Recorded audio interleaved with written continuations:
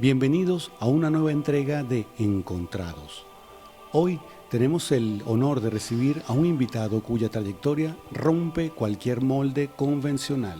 En una sola persona convergen tres dimensiones que suelen parecer distantes, pero en su labor se entrelazan para dar respuesta a los desafíos más profundos de nuestra sociedad. Nos acompaña el coronel de la aviación bolivariana, presbítero y doctor en seguridad de la nación, Castor Leonardo Lucero Liutenco, capellán militar con décadas de servicio, académico de la Universidad Militar Bolivariana y autor de obras fundamentales como Reconecta, sanación del trauma en tiempos de guerra. El doctor Lucero Liutenco ha dedicado su vida a entender la intersección entre la seguridad del Estado, la psiquis del combatiente y la fuerza de la espiritualidad como activo estratégico. Hoy vamos a desglosar cómo la conciencia colectiva y la sanación emocional son, en realidad, los planes de la verdadera soberanía. Bienvenido, Castor. ¿Qué tal, amigos? Sean todos bienvenidos una vez más a este podcast Encontrados. En esta oportunidad nos acompaña, ¿no? Directamente estamos aquí con el Señor, con Dios, nos acompaña en esta mesa hoy, de la mano del coronel de la aviación militar bolivariana, presbítero y doctor en seguridad de la nación, Castor Leonardo Lucero Liutenco. Quisiera empezar por su apellido. El Liutenco viene ¿de dónde? Y la pronunciación de ese apellido. Bueno, paz y bien, saludos. Como dijo aquí nuestro amigo, yo soy el padre Castor Leonardo Lucero Liutenco. Son dos apellidos. Lucero, portador de la luz. Es un apellido de origen de Extremadura, España. Y el Liutenco es ruso, es decir, mi mamá vino a Venezuela después de la Segunda Guerra Mundial, son sobrevivientes de la Segunda Guerra Mundial, y mi mamá nació en Serbia, la ex Yugoslavia, en la ciudad de Niš. Y entonces mi abuela de Sanka Neshković se casó con un ruso que fue sobreviviente de la Primera Guerra Mundial, y se fueron a Serbia, y ahí se casaron los serbios y los rusos, o sea, mi abuela serba de Sanka y mi abuelo Dimitri, y formaron una familia, pero sucedió la guerra, la Segunda Guerra Mundial, murió mi abuelo Dimitri en el frente ruso, mi tío Alexander y mi tía Tatiana en bombardeo. Sobrevivieron la más pequeña, que fue mi tía Lidia, mi mamá y mi abuela de Sanka, y vinieron a Venezuela.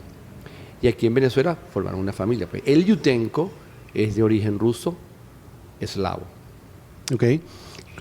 ¿Cómo conviven en su día a día ese impulso guerrero que lleva en la sangre con su misión de paz y reconciliación del alma humana? Bueno, el verdadero guerrero tiene que tener fe. No se puede hacer una batalla sin la fe. Y hay que aclarar que la verdadera batalla es entre el mal y el bien. Y tenemos el ejemplo de San Miguel Arcángel. Y una santa que yo amo y sigo mucho es a Santa Juana de Arco.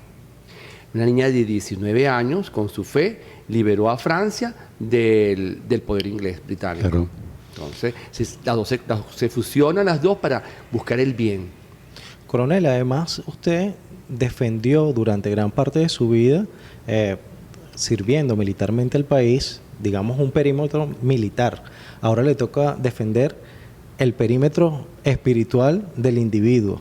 ¿Qué nos puede decir acerca de eso? ¿Qué lo llevó a pasar de ser un soldado activo a, bueno, todavía es activo, pero ahora activo, digamos que en la fila de Dios? Sí, bueno, el militar tiene la misión de defender la patria y el sacerdote tiene la misión de defender el alma ante la oscuridad, ante el dolor, la guerra, el sufrimiento. Entonces, sigo combatiendo, pero desde otra dimensión, alimentando y ayudando a las personas a reconectarse con Dios para alejar el mal, el sufrimiento, el dolor.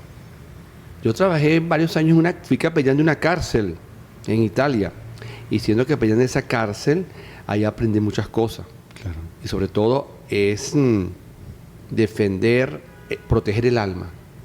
Y mi condición de militar actual es que yo soy militar, yo nunca he dejado de ser militar, sigo siendo militar, me siento militar, pero un militar con la misión específica de llevar a Dios. Así como San Ignacio de Loyola, fundador de los jesuitas, era capitán español. San Martín de Tours era un centurión romano, San Martín. Entonces, con respecto a los eventos ahorita del 3 de enero pasado, un choque de realidad traumática en la psique colectiva, ¿no? Provocando una herida en el ego nacional. Como su libro de sanación del trauma en tiempos de guerra ayuda a reconectar a un país que se siente herido en su ego nacional para ser una nación funcional y soberana. Bueno, como te dije, yo estuve en Europa trabajando 15 años en Italia estuve, pero también en esos 15 años estuve un año en Bosnia y Herzegovina trabajando con jóvenes traumas post-combate. Porque el Vaticano me mandó a Bosnia en el 2006. Había cambiado, ya había terminado la guerra civil en la ex Yugoslavia y la Iglesia Católica creó casas y comunidades para recuperar jóvenes de trauma post-combate. Me mandaron a mí porque, como yo soy materna, por la parte materna, tengo orígenes eslavos y conozco el serbo y el croata, el idioma y la tradición y la cultura, me mandaron a mí para esa comunidad. Y ahí estuve trabajando y esto me quedó en mi corazón. Después trabajé en la cárcel. Una vez que regresé a Venezuela, en el 2015, yo estuve fuera de Venezuela desde el 98 hasta 2015, regresé a Venezuela en 2015, comencé a retomar mi parte militar, fui reincorporado a la vida militar, pero te da esa duda, ¿no?, de cómo ayudar ante el dolor. Y entonces hice mi doctorado en Ciudad de la Nación, focalizada sobre el dolor y el trauma que está viviendo el pueblo venezolano desde el año 2000 hasta ahorita, pues. Eso es a veces una serie de estudios, y estos estudios culminó en mi libro Reconecta, que es la reconexión con Dios y la sanación del espíritu en tiempos de guerra. Que es el más reciente, ¿no? Es el más reciente. En 2025 hice ese libro. No me esperaba que iba a pasar los acontecimientos del 3 de enero. Y eso fue algo doloroso. El 3 de enero, no solamente es el 3 de enero, todo lo que es antes del 3 de enero también, ¿no? Todo lo que hemos vivido antes, de toda la presión psicológica que hemos vivido y actualmente. Después de los eventos del 3 de enero, ¿cómo ha logrado trabajar la psique colectiva entre sus feligreses? ¿Qué le han dicho? ¿Cómo se han sentido? Bueno, interesante. Ya he dictado 3 talleres. De mi libro Reconecta, yo hice un taller que se llama Sanación Espiritual en Tiempos de Guerra. Y estoy dictando estos talleres donde trabajamos lo que son los niveles bajos de la conciencia, que es el nivel más bajo, la vergüenza, la culpa, la apatía, el sufrimiento, el odio y el orgullo. Yo sigo mucho al doctor David Hawking, y el doctor David Hawking habla del campo morfogenético de la conciencia. O sea, la conciencia genera un campo. Él lo estudió a través de la kinesiología. No hay cómo medirlo con un instrumento. Él lo midió a través del cuerpo y la actitud del cuerpo. Y entonces yo aprovecho de estudiar eso y hablo con la gente sobre lo que es la vergüenza, lo que es la culpa, lo que es el odio. Son actitudes reactivas del ego. El ego no es malo ni es bueno. El ego es el cuerpo humano. Pero el ego filtra la reactividad o la proactividad. Padre, nos comentaba hace un momento que usted fue capellán en la cárcel de Avelino. Sí. Ahí pudo, digamos que, sostener los corazones de los presos que se encontraban allí. Al hombre, Nicolás Maduro Moros, si ve este programa, ¿qué mensaje le daría en su cautiverio? Bueno, yo sé que el presidente Nicolás Maduro Moro, nuestro presidente, es un hombre espiritual. Es un hombre de fe católica, cree en Dios. Y yo le digo pues a él que tenga fe, que oremos, que Dios nos va a ayudar. A mí en la cárcel, ¿puedo contar una anécdota? Sí, por supuesto. Yo estando en la cárcel era encargado de Cáritas. Esa cárcel está en Avelino. La temperatura en invierno es baja a 10 grados bajo cero, a veces a 16 grados bajo cero, muy frío. Y como es una clase de máxima seguridad, no reciben visitas. Son visitas del abogado o familiares, y son gente que vive muy... La familia es fuera de la ciudad, de esa zona. Entonces yo soy el que le buscaba la ropa a ellos, o sea, ropa invernal. Habían marroquíes, albaneses, búlgaros, italianos, franceses, rusos, había de todas partes de Europa.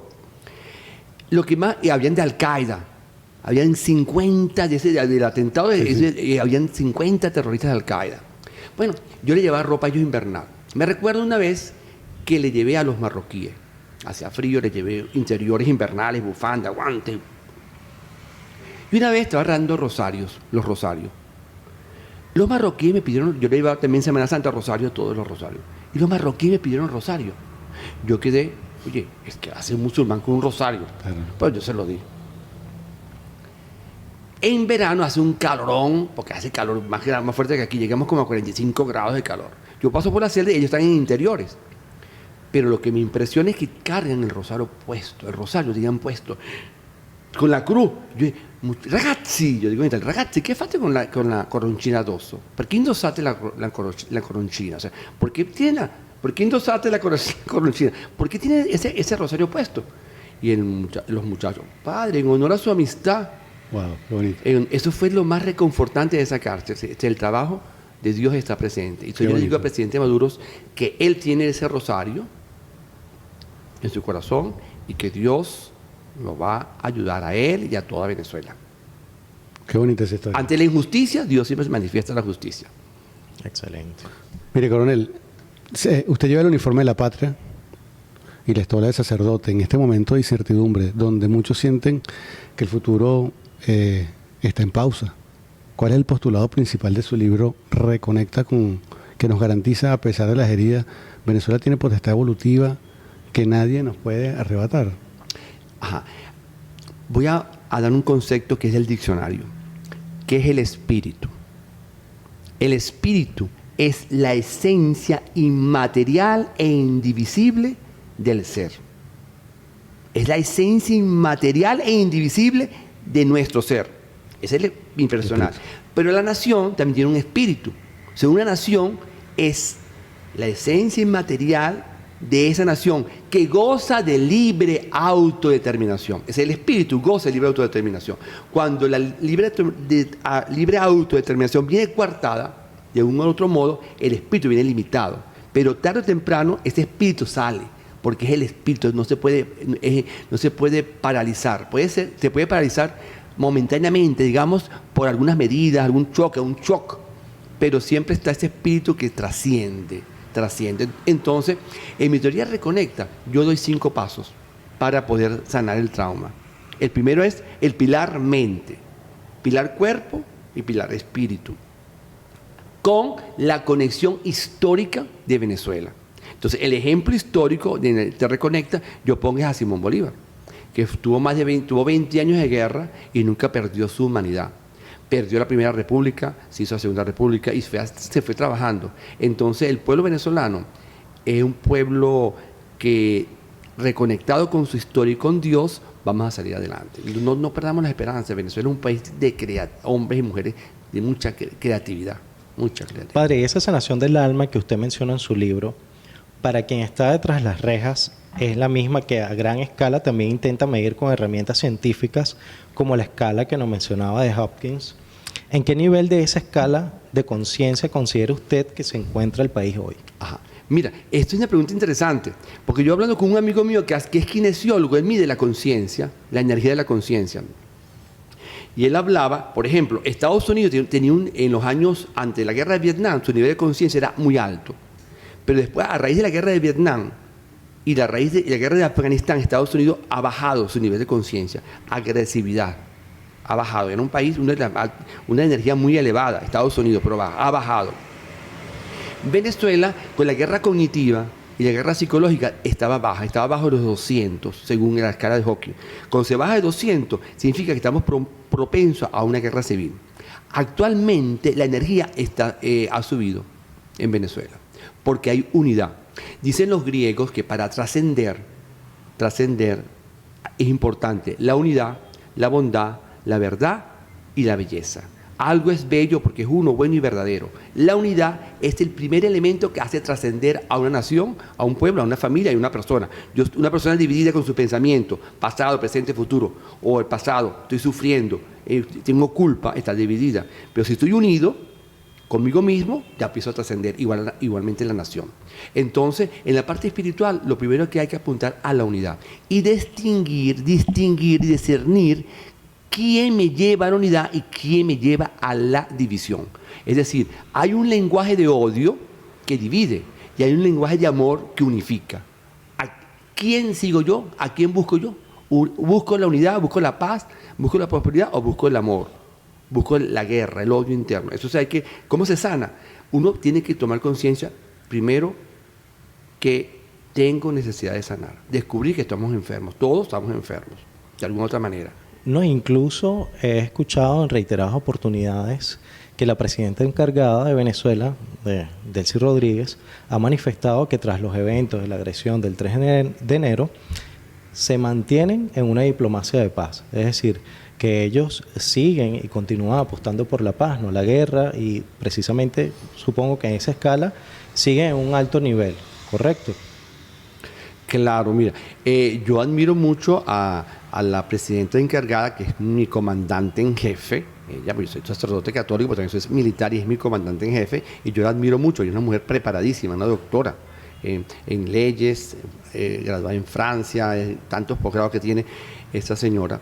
Y ella, yo me quedé sorprendido, porque para que vean, cuando hubo el 3 de enero, a mí me mandaron a llamar, yo estuve en la base, yo me tuve que ir a la base, y después, pues, no ponerme esto, me tuve que ponerme un uniforme militar, con mi armamento y mi AK y todo, y mi pistola. Estuve uniformado y esperando ahí, y veíamos los drones en la base, ¿qué vamos a hacer? Y la gente, los muchachos querían ir, querían participar, tenían rabia, nos sentíamos indignados, pero ella es mujer, y como madre, actuó con la diplomacia de una mujer. Entonces lo hermoso que yo me quedé, oye, ella actuó mejor que yo, porque yo quería irme a la guerra, pero ya no, un momento, no, ¿para qué vamos a matar gente? ¿Para qué vamos a tener sangre en las manos? O muerte innecesaria, no vale la pena. Ya el enemigo está aquí adentro, hay que buscar una nueva estrategia, y ella lo está buscando a través de la política, la diplomacia. Eso es lo que nos queda. Y esa diplomacia de paz y esa convivencia, coronel, usted que une la fuerza del guerrero con la piedad del pastor.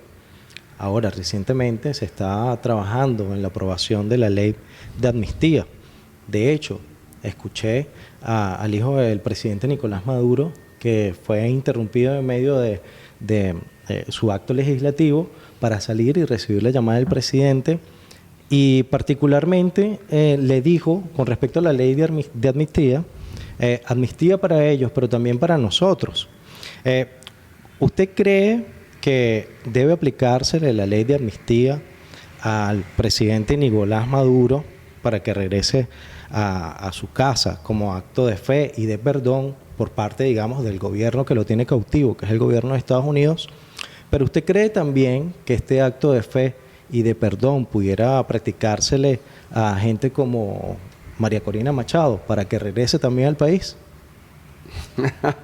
Bueno, cuando se aplica una ley, por ejemplo, en el caso de la confesión, yo me voy a la parte teológica. La persona se viene a confesar conmigo sus pecados y yo la debo absolver, pero yo la absuelvo si la persona está arrepentida. Si la persona no se arrepiente, yo no la puedo absolver. O sea, claro. Te confesaste, pero no te puedo absolver. ¿Tú estás arrepentido? No.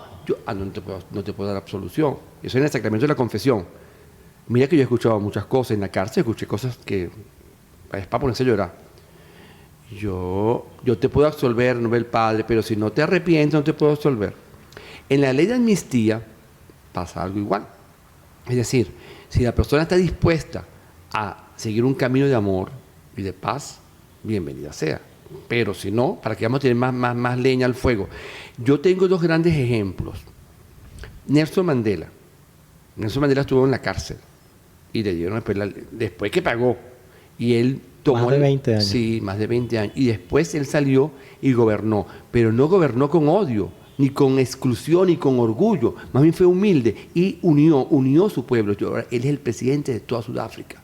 Y empezó a trabajar por Sudáfrica desde la unión, desde la humildad, y logró lo que logró Nelson Mandela. Otro gran ejemplo, Mahatma Gandhi. Gran alma. Sí, Gandhi. El arma de la paz, un hombre de paz.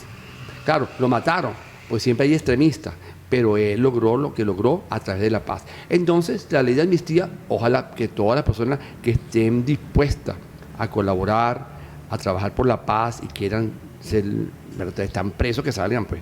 Pero si cometen otro error, que sepan que el lenguaje no es el... Oye, la gente no quiere más guerra, pues, no quiere escuchar más odio, el odio como instrumento de guerra, no se quiere escuchar más eso. La gente ya está cansada de hablar del lenguaje. Aquí en Venezuela, por cierto. Para cerrar un poco, coronel, quiero su apreciación con respecto a la inteligencia artificial. ¿Es una herramienta del demonio? ¿Nos acerca más a Dios? Bueno, la inteligencia artificial, como parte de la tecnología, como la energía nuclear. La energía nuclear o es del demonio o es de o es de Dios. La energía nuclear depende de cómo se use. Igualmente la inteligencia artificial. Es el ser humano que con su libre albedrío puede utilizar esa inteligencia artificial, sea para el mal o para el bien. Ahí depende entonces de la conciencia humana. ¿Cómo yo tengo esa conciencia? O soy de la lista de Epstein se pronuncia. O soy de la lista de Epstein o no soy de la lista de Epstein. Entonces ahí está la conciencia humana. Tú hablas muchas cosas bellas, buenas, pero estás en la lista de Epstein. Y estuviste con Epstein, ¿cómo vas a usar la conciencia o esa inteligencia? Yo hice en el doctorado, hablo sobre la guerra cognitiva. Y en la guerra cognitiva uso la teoría del doctor Claverie, que es de la OTAN, 2024. Ellos hablan directamente de lo que es la inteligencia artificial como un instrumento de la guerra cognitiva. Claro. Cómo la guerra artificial puede ser usada para doblegar la voluntad del enemigo. Y eso lo usaron aquí en Venezuela. En el ataque del 3 de febrero, Claro. del 3 de enero, ellos usaron inteligencia artificial y otros elementos como nanotecnología, también la... ¿Qué herramientas le puede dar usted, padre, disculpe que lo interrumpa, a esa gente, a sus feligreses que están militando en las filas de Dios para poder fortificar esas murallas ante el algoritmo o la inteligencia artificial que quiere derrumbarlas para prácticamente, digamos, convertirlos en avatares de sus fines?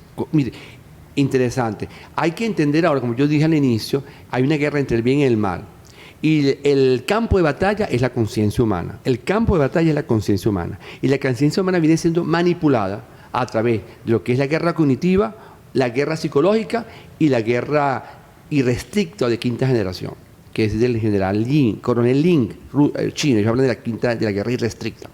Yo recomiendo a mis feligreses la reconexión. Reconecta. ¿Cómo me reconecto yo?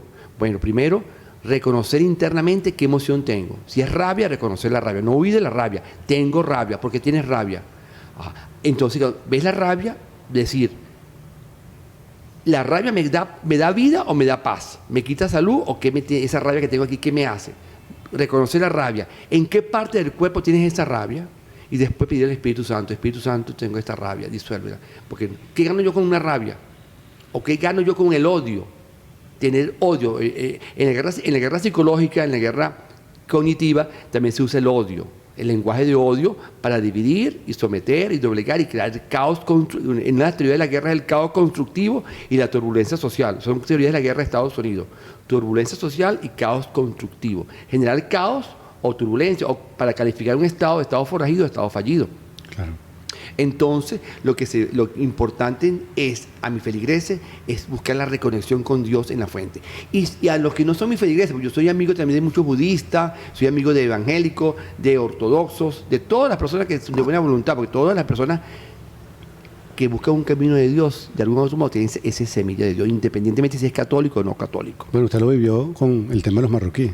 Ah, sí, con los musulmanes. Siendo musulmanes. No, y también en Bosnia. En Bosnia, en la comunidad de trauma postcombate, había serbios ortodoxos, croatas católicos, bosnios musulmanes y eslovenos protestantes en esa casa. Yo tenía que trabajar, eso fue comiquísimo. Yo ya lo contaré, pero eso fue bastante dinámico el trabajo ahí.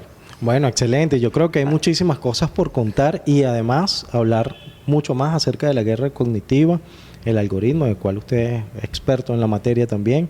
Y bueno, yo creo que ha sido excelente el programa de hoy, el podcast. Muchísimas gracias por haber asistido y la invitación queda abierta para un próximo episodio de Encontrados. Claro. Gracias por su compañía. ¿Puedo dar un mensaje final? Sí, Claro. por supuesto. Para ser feliz en la vida hay que vivir con pasión cada instante y amar sin razones. Y soltar, dejar ir y dejar a Dios hacer. Dios los Gracias. bendiga. Excelente. Amén.